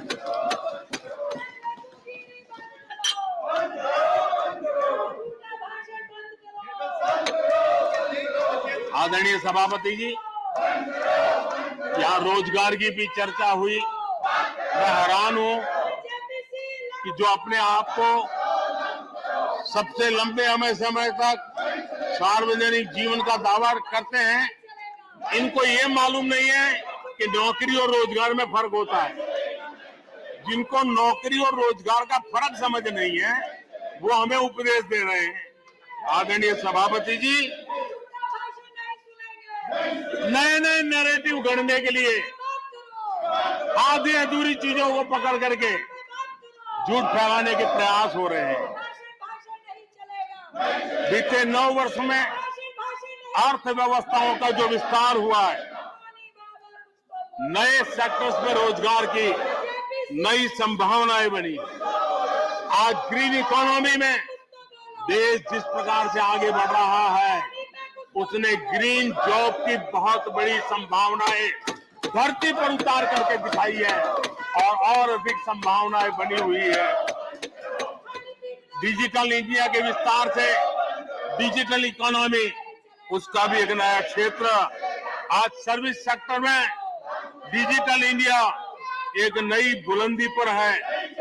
5 लाख कॉमन सर्विस सेंटर, गांव के अंदर एक कॉमन सर्विस सेंटर में 2-2, 5-5 लोग रोजी रोटी कमाते हैं और दूर सुदूर जंगलों के छोटे छोटे गांव में भी कॉमन सर्विस सेंटर में आज हमारे देश की आवश्यक सेवाएं गांव के लोगों को एक बटन पर उपलब्ध हो, ये व्यवस्था हुई है।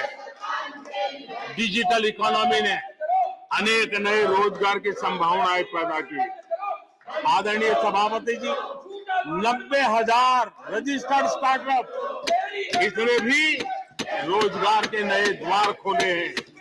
अप्रैल से नवंबर 2022 के दौरान ईपीएफओ पेरोल में 1 करोड़ से अधिक लोग जोड़े गए हैं। 1 करोड़ से अधिक लोग। आदरणीय सभापति जी,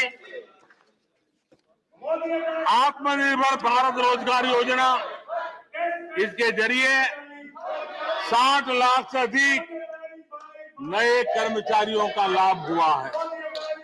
आत्मनिर्भर भारत अभियान के तहत हमने अपने उद्यमियों के लिए स्पेस, डिफेंस, ड्रोन, माइनिंग, कोल, अनेक क्षेत्रों को खोला है, जिसके कारण रोजगार की संभावना में नई गति आई है। और देखिए, हमारे नौजवानों ने इन सारे कदमों का आगे आकर के अवसर लिया, उठाया है, उसका फायदा। आदरणीय सभापति जी, रक्षा के क्षेत्र में यह देश आत्मनिर्भर बने, ये देश के लिए बहुत आवश्यक है। मुझे खुशी है कि रक्षा के क्षेत्र आत्मनिर्भरता का मिशन लेके हम चले।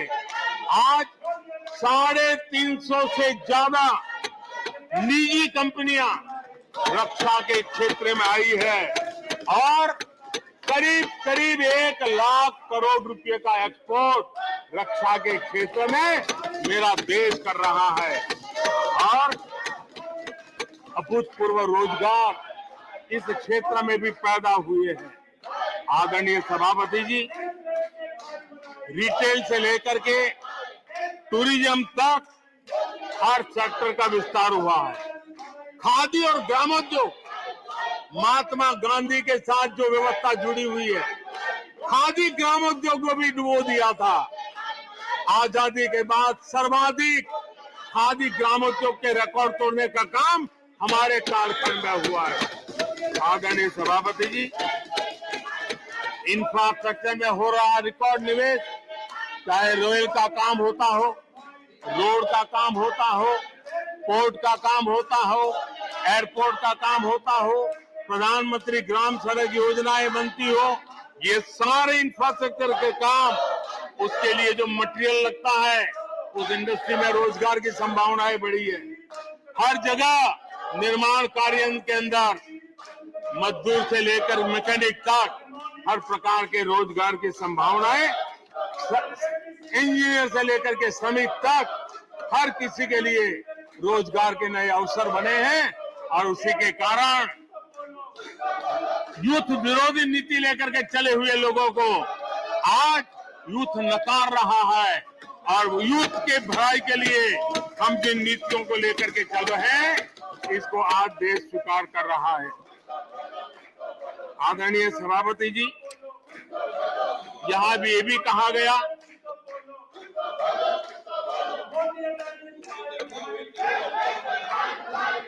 आदरणीय सभापति जी,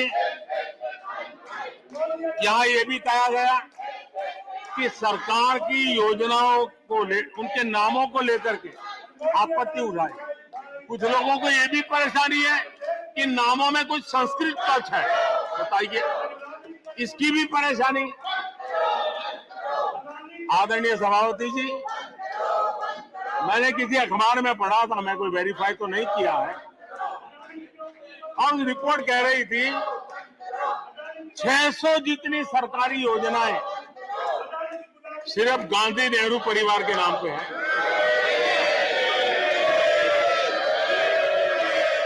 आदरणीय सभापति जी, किसी कार्यक्रम में अगर नेहरू जी के नाम का उल्लेख नहीं हुआ तो कुछ लोगों के बाल खड़े हो जाते हैं, उनका लहू एकदम गर्म हो जाता है कि नेहरू जी का नाम क्यों नहीं दिया। आदरणीय सभापति जी, मैं बहुत आश्चर्य होता है कि चलो भाई, और छूट जाता होता है, हम ठीक भी कर लेंगे क्योंकि वो देश के पहले प्रधानमंत्री थे। लेकिन मुझे ये समझ नहीं आता है कि उनकी पीढ़ी का कोई व्यक्ति नेहरू सरनेम रखने से डरता क्यों है? क्या शर्मिंदगी है नेहरू सरनेम रखने से? क्या शर्मिंदगी है? इतना बड़ा महान व्यक्तित्व अगर आपको मंजूर नहीं है, परिवार को मंजूर नहीं है, और हमारा हिसाब मांगते रहते हो। आदरणीय सभापति जी,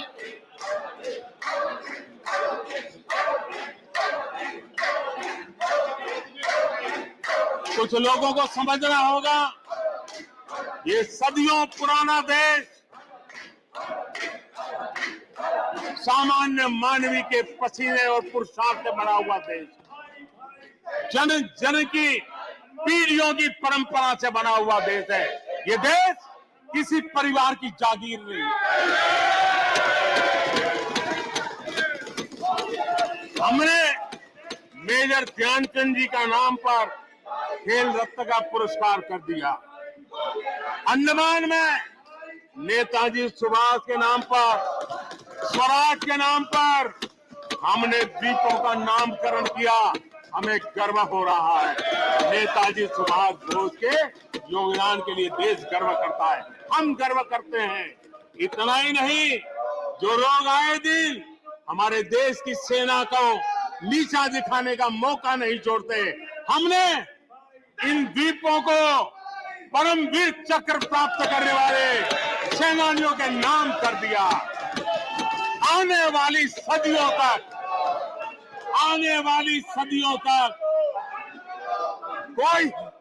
कोई हिमालय की चोटी एक एवरेस्ट व्यक्ति के नाम पर एवरेस्ट बन गई। मेरे द्वीप समूह, मेरे परम वीर चक्र विजेता, मेरे देश के सेनानियों के नाम कर दिया। ये हमारी श्रद्धा है, ये हमारी भक्ति है, और उसको लेकर के हम चलते हैं। आदरणीय, और इससे आपको तकलीफ है और तकलीफ व्यक्त भी हो रही है। हर एक की तकलीफ व्यक्त करने के रास्ते अलग होंगे। हमारा रास्ता है सकारात्मक। कभी कभी अब ये सदन है, एक प्रकार से राज्यों का महात्मा है। हम पर ऐसे भी आरोप लगाए जाते हैं कि हम राज्यों को परेशान करते हैं। आदरणीय सभापति जी, मैं लंबे अरसे तक राज्य का मुख्यमंत्री रह करके आया। फेडरलिज्म का क्या महत्व होता है वो भली बातें समझता है, उसको जी करके आया हूं। और इसलिए हमने कोऑपरेटिव कॉम्पिटिटिव फेडरलिज्म पर बल दिया है। आओ हम पर्दा करें, हम आगे बढ़े, हम सहयोग करें, हम आगे बढ़े, उस दिशा में हम चले हैं। हमने हमारी नीतियों में नेशनल प्रोग्रेस का भी ध्यान रखा है और रीजनल एस्पिरेशन को भी एड्रेस किया है। National progress and regional aspiration, इसका परफेक्ट कॉम्बिनेशन हमारी नीतियों में दिखा है, क्योंकि हम सब मिलकर के 2047 तक एक विकसित भारत का सपना पूरा करने के लिए चल पड़े हैं। लेकिन जो लोग आज विपक्ष में बैठे हैं, उन्होंने तो राज्यों की अधिकारों की धज्जियां उड़ा दी। जरा मैं कच्चा चिट्ठा आज खोलना चाहता हूं।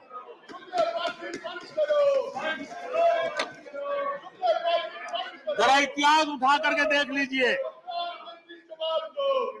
वो कौन पार्टी थी, वो लोग कौन सत्ता में बैठे थे जिन्होंने आर्टिकल 356 का सबसे ज्यादा दुरुपयोग किया।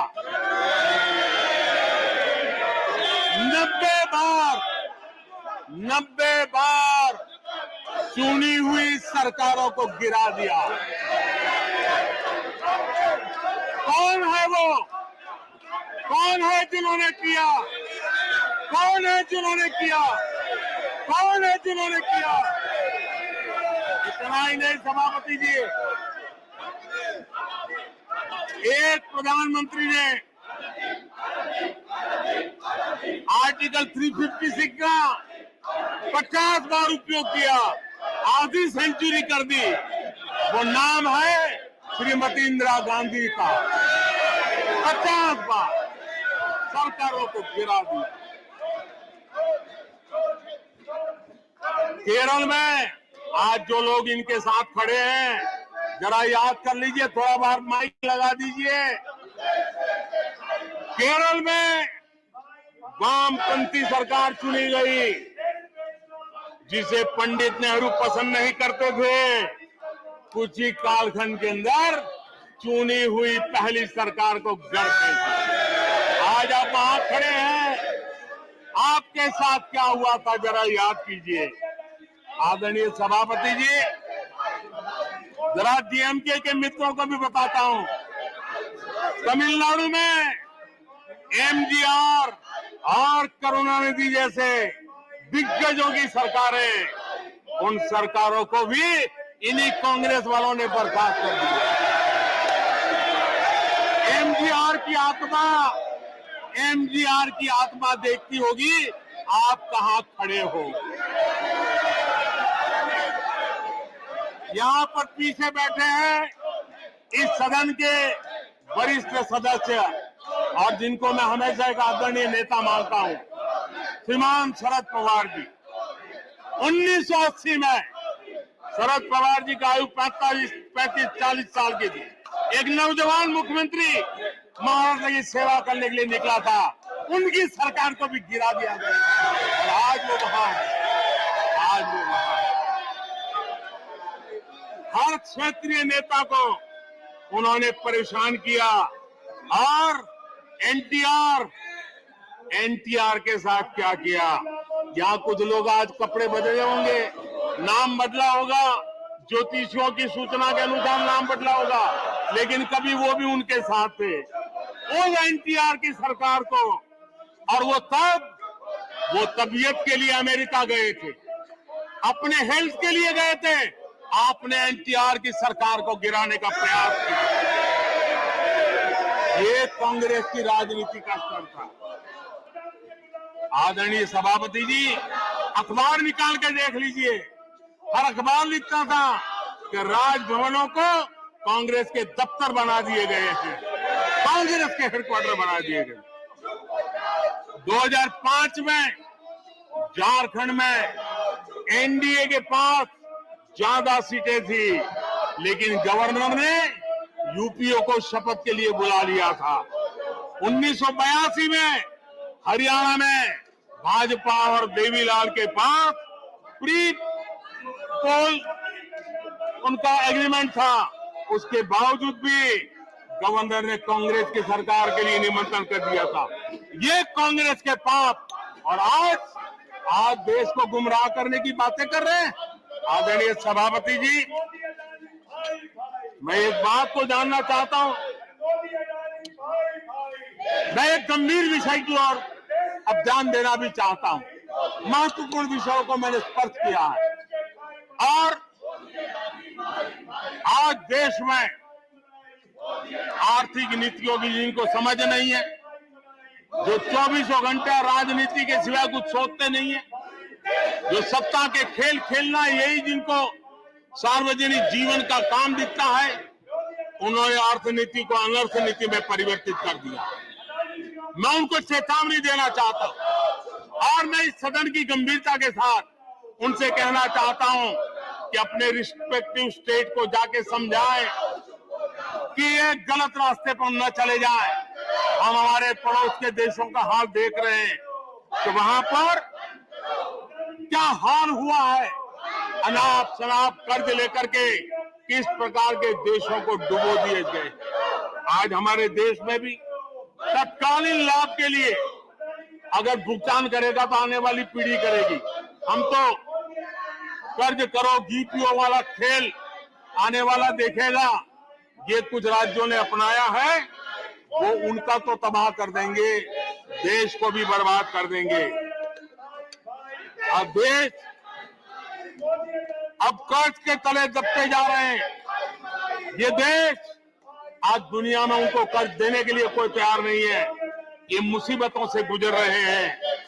मैं राजनीतिक वैचारिक मतभेद हो सकते हैं, दलों के विषय में एक दूसरे के प्रति टीका टिप्पणी हो सकती है, लेकिन देश की आर्थिक सेहत के साथ खिलवाड़ मत कीजिए।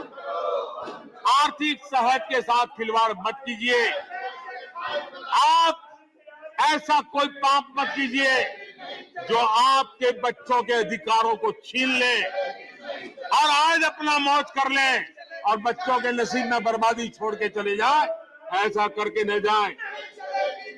आज आपको पॉलिटिकली सूट, तो मैंने तो देखा एक सरकार, एक मुख्यमंत्री ने बयान दिया कि भाई अब ठीक है, मैं तो निर्णय करता हूं, अभी मुसीबत मुझे कहां आएगी, 2030-32 के बाद आएगी, जो आएगा वो भुगतेगा।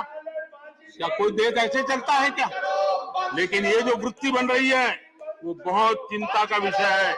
आदरणीय सभापति जी, देश की आर्थिक सेहत के लिए राज्यों ने भी अपनी आर्थिक सेहत के संबंध में डिसिप्लिन का रास्ता चुनना पड़ेगा, और तभी जाकर के वे राज्य भी इस विकास की यात्रा का लाभ ले पाएंगे और उनके राज्यों के नागरिकों का भला करने में हमें भी सुविधा हो जाएगी, ताकि हम उनका लाभ पहुंचाना चाहते हैं।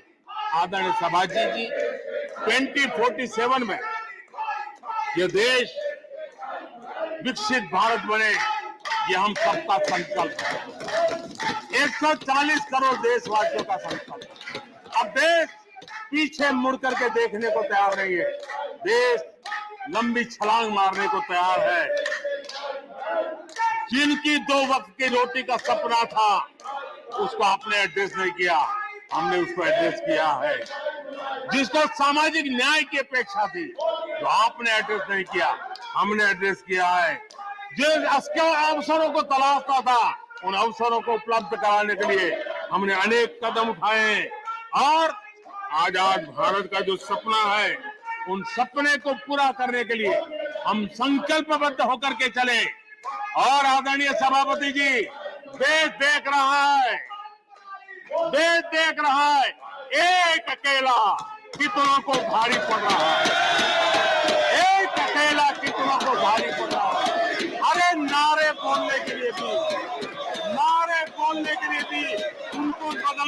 करता है, जो भी ये बोलता है घंटे भर से आवाज की जवाब आदरणीय सभापति जी एक कन्विक्शन के कारण चला हूं, देश के लिए जीता हूं, देश के लिए कुछ करने के लिए निकला हुआ हूं और इसलिए ये राजनीतिक खेल खेलने वाले लोग उनके अंदर वो हौसला नहीं है, वो ढूंढ रहे हैं, बचने का रास्ता खोज रहे हैं।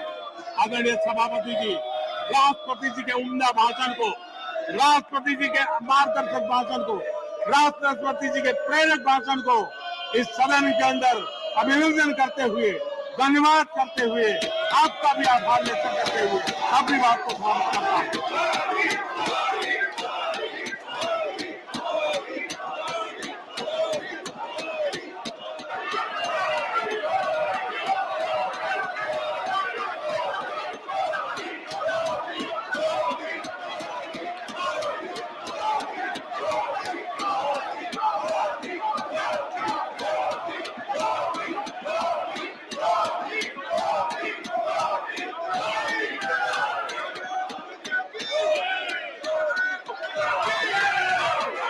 Amendment which have been moved to vote. Amendment number 127 by Shri A.M. Rahim. Shri A.M. Rahim, are you withdrawing the amendment or should I put them to vote?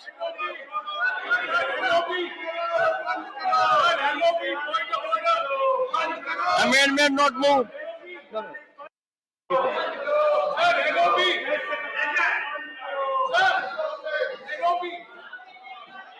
Honorable members, absolutely. Please, is this the way? No. No. No. No. And what are you doing? The whole nation is looking at you. Indecorous conduct.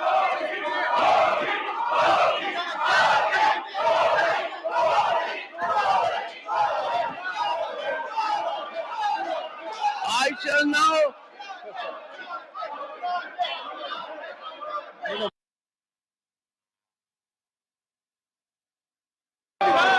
have the leave of the House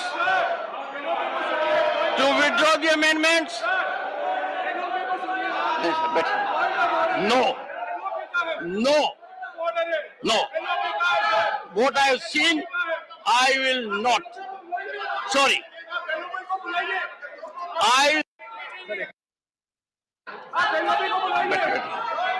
I shall now put the amendments which have been moved to vote.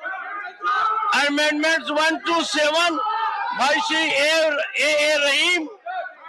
Shri A.M. Rahim, are you moving or withdrawing the amendments? I move, sir. I move. I move. I shall now put the amendments to vote. Those in favor will say aye. Those against will say no. Amendments, the noes have it, the noes have it. Amendment numbers 1 to 7 are negative. Amendment numbers 8 to 17 by Shri Ramnath Thakur. Shri Ramnath Thakur, are you withdrawing the amendment or should I put them to vote? No. I move. I shall now put the amendments to vote. Those in favor will please say aye. Those against will please say no. I think noes have it. Noes have it. Amendments number 8 to 17 are negative. Amendment number 38 to 44 by Srimati J.B. Matherasham. Srimati J.B. Matherasham, are you withdrawing the amendments or should I put them to vote?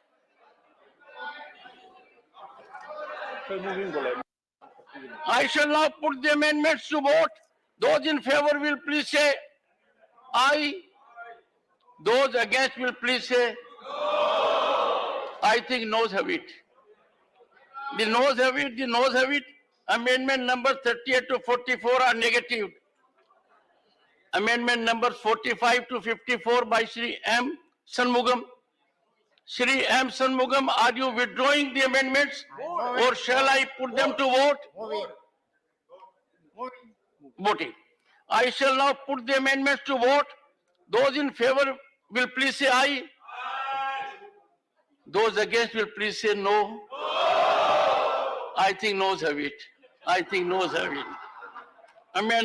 Amendment number 45 to 54 are negative. A little smile and cheer will slightly uplift the image of the upper house which had nosedived. When I look at distinguished members here, I am put to shame.